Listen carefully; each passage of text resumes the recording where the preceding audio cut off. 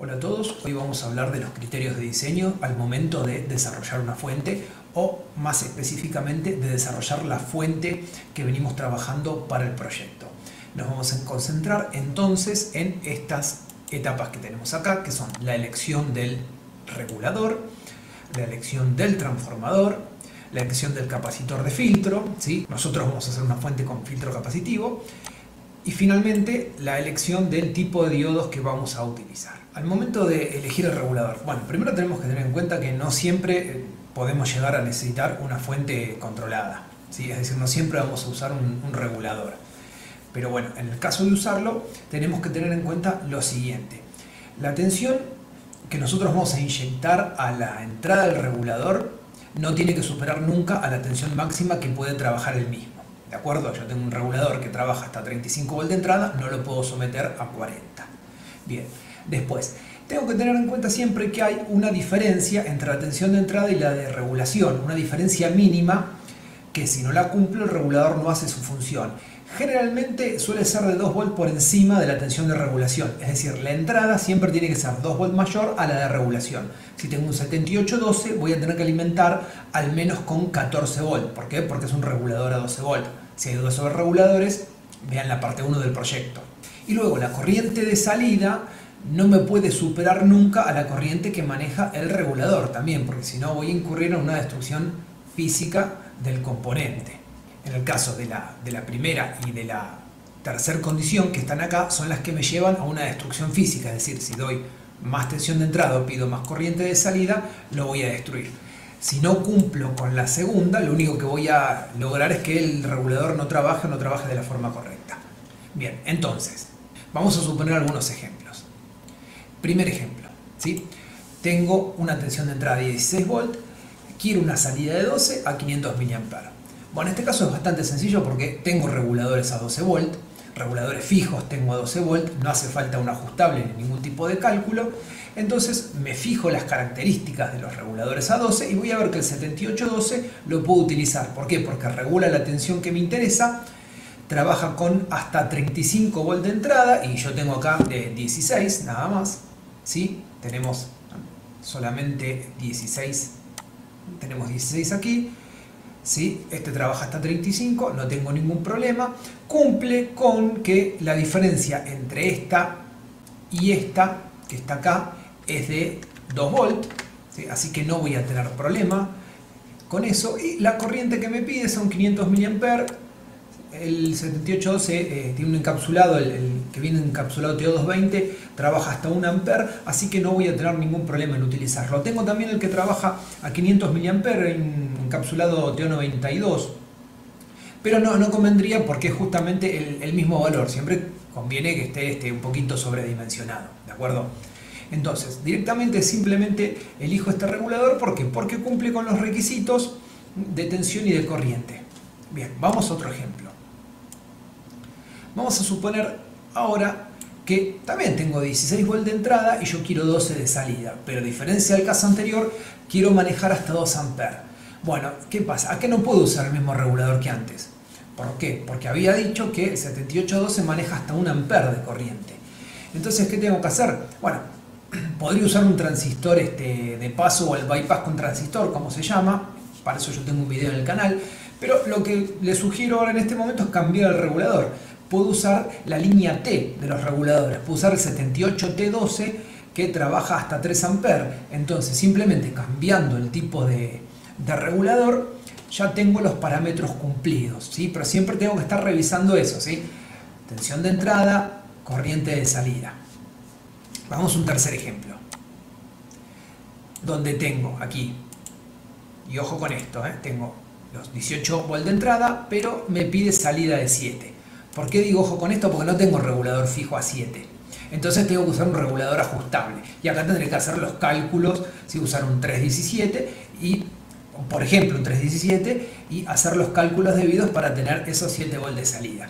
Me pide una corriente de 500 mA, el ejemplo, sé que con el 317 no tengo ningún problema con el manejo de corriente porque hasta 1,5 A puedo trabajar, así que cumple sobradamente los requisitos. Así que como verán, la elección del regulador no es algo demasiado complejo. Así que vamos al apartado siguiente. Bueno, Bueno, para la elección del transformador lo que vamos a tener que tener en cuenta es la tensión de salida que nosotros necesitamos en la fuente y obviamente también la corriente de la misma. Y si vamos a usar una fuente regulada o puede ser una fuente que carezca de regulador. Entonces, vamos a analizar estos dos ejemplos que tenemos acá. Imaginemos una fuente, en el caso 1, ¿sí? Con una salida, queremos la salida de la fuente de 12 volt y de 600 mA. Salida de fuente estoy hablando. Entonces, ¿qué tenemos que hacer? Bueno, en este caso incluso puedo llegar a prescindir de un regulador. ¿Por qué? Porque tengo un valor comercial de transformador, ¿sí? Que es de 9 volt. 9 volt se consigue de secundario. Si nosotros hacemos 9 volts, me dicen 9, pero yo quiero 12. Sí, bueno, pero recordemos que esas tensiones son tensiones eficaces. Si yo hago 9 por raíz de 2, eso me va a dar alrededor de 12,7, 12,8. Esos 12,7, según el rectificador que yo utilice, voy a tener una caída en los diodos y ahí ya voy a promediar mis 12 volts. Entonces, si a lo mejor no quiero algo muy exacto, muy preciso, bueno, con un transfo de 9 volt de secundario puedo obtener unos 12,7 de tensión pico de salida y una vez que pase por los rectificadores ahí voy a promediar mis 12 volts. Ahora, la corriente que necesito es de 600 mA, tengo valores comerciales, voy a encontrar de 500 mA o de 1 ampere. En este caso yo elegiría el ampere o incluso un poco más por algo que voy a comentar luego acerca de la corriente de los diodos, pero siempre vamos a tener que sobredimensionar, ¿sí? La corriente del transformador. Insisto, cuando explique lo de los diodos van a entender bien por qué. Así que en este caso elegiría un trafo de 9 volt de secundario y 1 ampere de corriente. ¿De acuerdo? Esto el caso 1.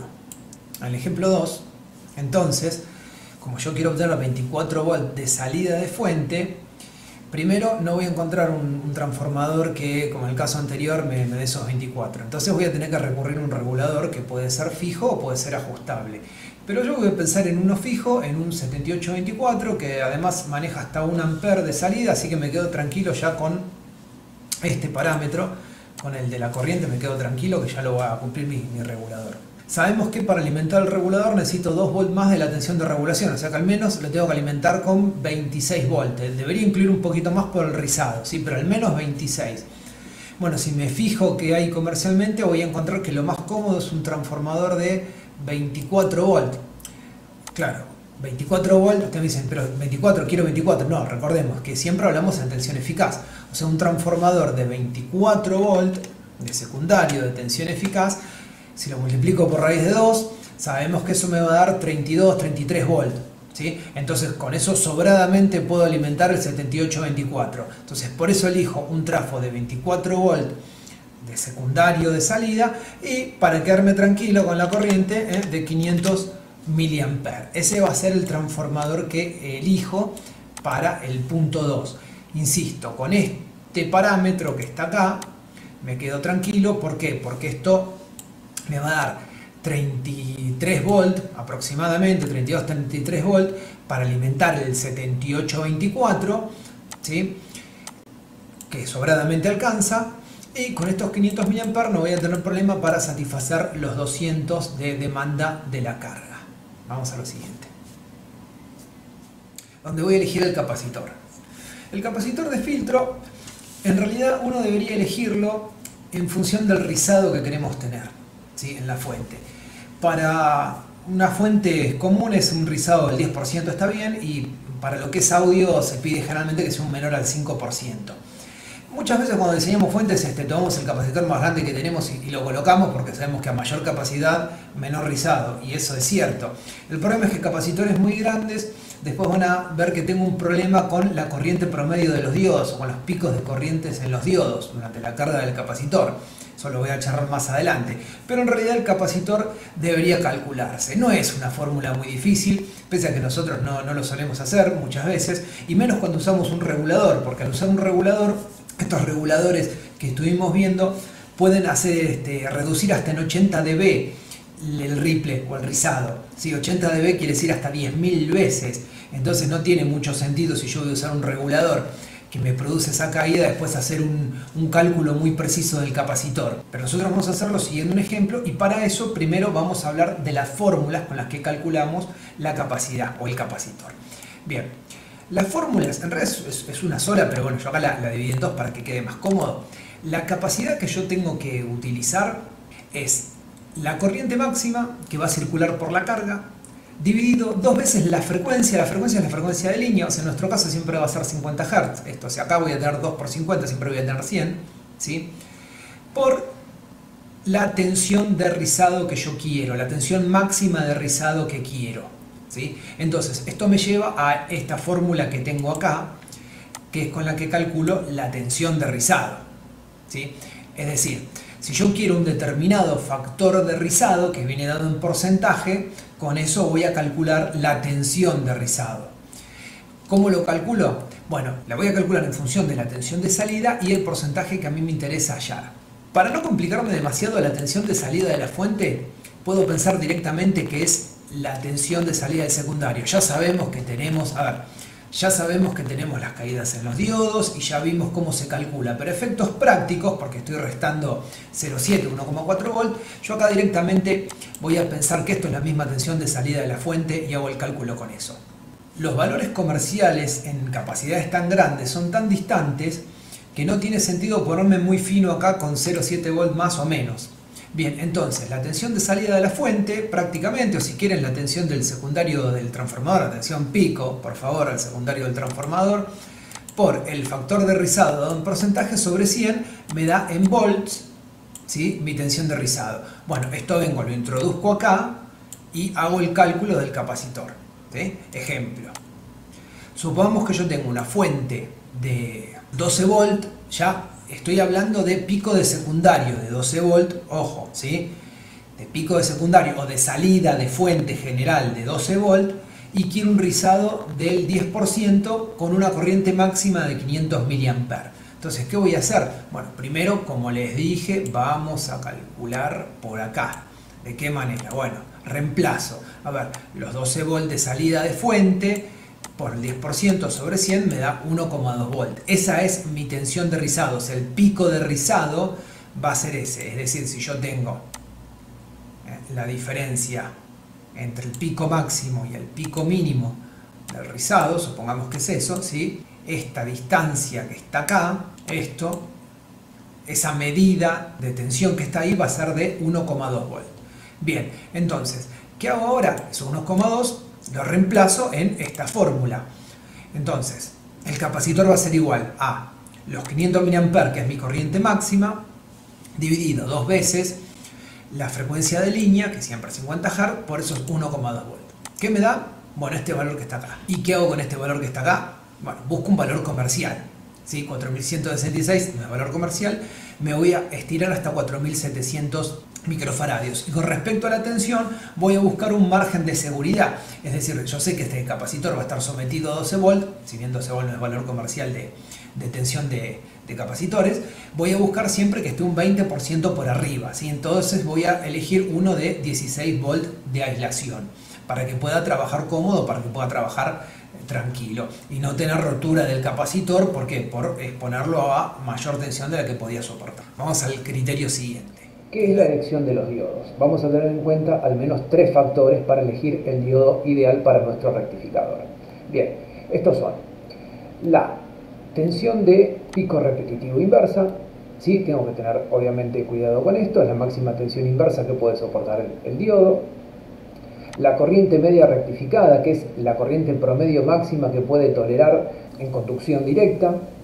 Y luego la corriente de pico repetitivo, que ahora vamos a ver de qué se trata este tema. Bien, entonces yo siempre tengo que fijarme de no superar ninguno de estos 3 valores porque puede haber rotura física del elemento. Entonces, ¿qué va a pasar?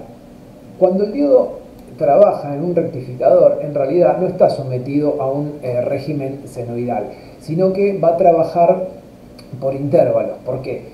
Porque nosotros vamos a tener realmente conducción en los diodos en esto que vemos acá. Es decir, a partir que la tensión empieza a crecer y supera la tensión mínima que yo tengo en el capacitor, es ahí cuando el diodo va a pasar a estar realmente en directa. Antes va a estar bloqueado en todo este momento. En todo este momento yo voy a tener el diodo bloqueado. Recién a partir de acá va a empezar a conducir, y por eso voy a tener un pico, este pico que vemos acá, debido a la carga del capacitor, que es una carga abrupta. Voy a tener un pico de carga y luego el diodo va a seguir conduciendo, pero solamente hasta acá. ¿Por qué? Porque una vez que la tensión igual a la tensión que tengo en el capacitor, ya el diodo va a quedar bloqueado porque no tiene esa diferencia de tensión de 0,7 para poder seguir conduciendo. ¿Sí? De 0,7 o de 1,4 si estoy en Graetz con los dos diodos en serie. Por lo tanto, solamente voy a tener, insisto con este tema, conducción en un intervalo, ¿sí? Este que vemos acá, que estoy marcando. Entonces yo tengo un intervalo de conducción del diodo, lo que me va a generar unos picos. Y justamente son estos picos a los que hacía referencia con la corriente de pico repetitivo. Me tengo que fijar en todo momento que este valor que tenemos acá de pico sea inferior a lo máximo que puede soportar mi diodo, ¿sí? En cuanto a la corriente media rectificada, bueno, vamos a ver que como sobre el capacitor no tengo circulación de corriente media, ¿sí? Es decir, tengo una corriente media de valor nulo, picos tengo, pero la media es de valor nulo. Entonces, la corriente media rectificada, lo que voy a hacer es calcularla en base a la corriente continua de salida que yo quiero tener, ¿sí? Si es un rectificador de media onda, la corriente continua de salida y la corriente media con la que trabaja el diodo tendrán que ser las mismas, mientras que es un rectificador de onda completa, por el diodo solamente circulará la mitad, ¿sí? De la corriente continua de salida. Es decir, que voy a necesitar que tenga una corriente media que solamente equivale a la mitad de la continua de salida. ¿Por qué? Porque recordemos que tenemos dos ramas de diodos que trabajan, una en un semiciclo positivo y en otra en el semiciclo negativo. Cuando yo tengo las dos operando, la suma de las dos me va a dar una corriente media igual a la corriente de continua que necesito en la salida. Bien, vamos a hacer un ejemplo con respecto a esto. Bueno, entonces vamos a suponer que tenemos un rectificador con puente de Graetz, ¿sí? Vamos a usar un transformador de 24 volts de secundario y yo quiero tener mi salida de la fuente, mi salida de corriente continua de la fuente de 2 amperes.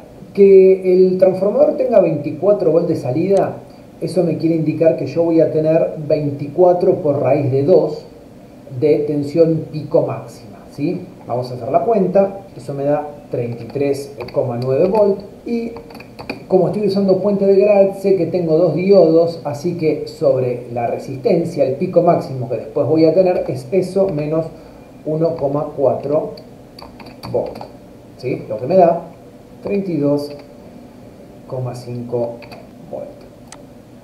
¿Sí? Bien, entonces esta es la máxima tensión que voy a tener sobre la resistencia, me refiero a esto que tengo acá, ¿sí?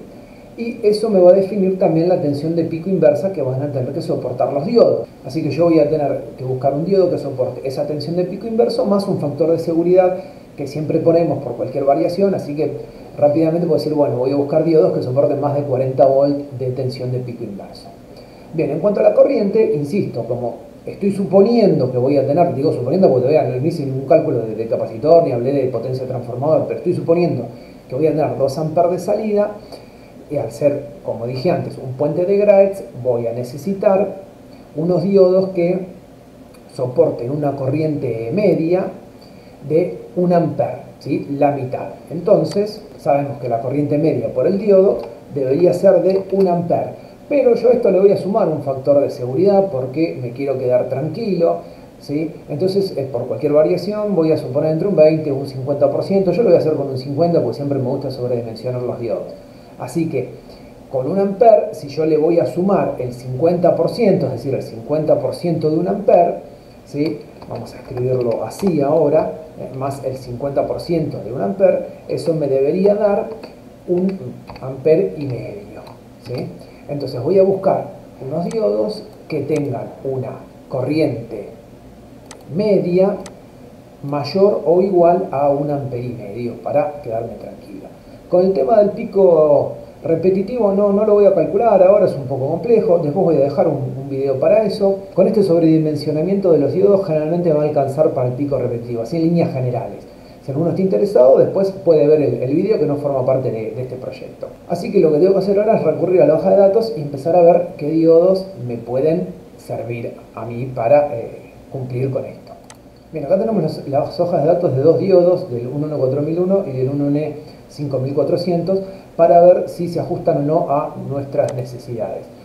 Vemos acá, ¿sí? El 4001 tiene una tensión de pico repetitivo, ¿sí? De 50 volts, yo había estimado unos 40 volts, así que me quedaría tranquilo en ese aspecto, porque bueno, llega hasta 50, es mayor, pero con respecto a la corriente está justo en 1 ampere. A mí me gusta dar un factor de seguridad, entonces si yo necesitaba justo 1 ampere y este tiene 1 ampere de corriente media rectificada, no me convence, por eso había calculado o había elegido lo del 50% y iba a buscar diodos que tengan 1,5 amperes en adelante. Por lo tanto, lo que yo particularmente haría es descartar el 1N4001 o toda la línea de 1N4000, porque son todos de 1 ampere de corriente media rectificada.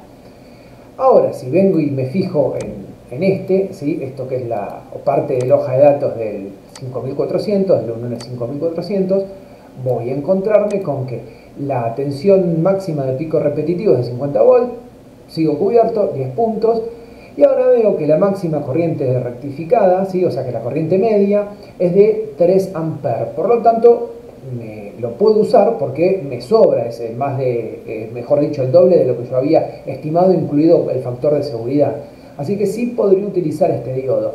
Y podemos ver acá abajo, ya que estamos, lo que es la corriente de pico repetitivo. Fíjense que son muchísimo más, fíjense que es muchísimo mayor, ¿sí? A la corriente media, 10 veces mayor. Tengo 3 amperes de corriente media, ¿sí? Contra 30 amperes de corriente de pico repetitivo. Por eso es que les dije que iba a omitir el cálculo, que le iba a pasar por alto, porque suelen ser tan grandes en los diodos, ¿sí? Que seguramente cuando yo elijo mi diodo más mi factor de seguridad, voy a tener contemplada, aunque no lo haya calculado, voy a tener contemplado esto. De todas maneras, si alguno lo quiere calcular, lo puede hacer y verificarlo. Pero una vez que ya elegí el diodo y que ya tengo todo más o menos acotado, lo que voy a hacer es justamente hacer el diagrama, el esquemático, para ver cómo me queda el circuito. Entonces, una vez hecho lo anterior, ¿sí? Todo lo anterior, lo de los diodos, ya puedo presentar esto en esquemático, ¿sí? Donde tengo, bueno, marcado qué diodos voy a utilizar, el puente de Graet, ¿sí? Y a efectos solamente de lo que es el esquemático, agregué capacitor, resistencia, ¿sí? Y transformador. Lo que me importaba resaltar y detallar era esto básicamente, ¿sí? La elección de los diodos en este punto. Bien, estos son los criterios que nosotros vamos a utilizar en forma bastante resumida a la hora de diseñar una fuente de alimentación. Espero que se haya entendido, si no ya saben cómo contactarme. Será hasta la próxima.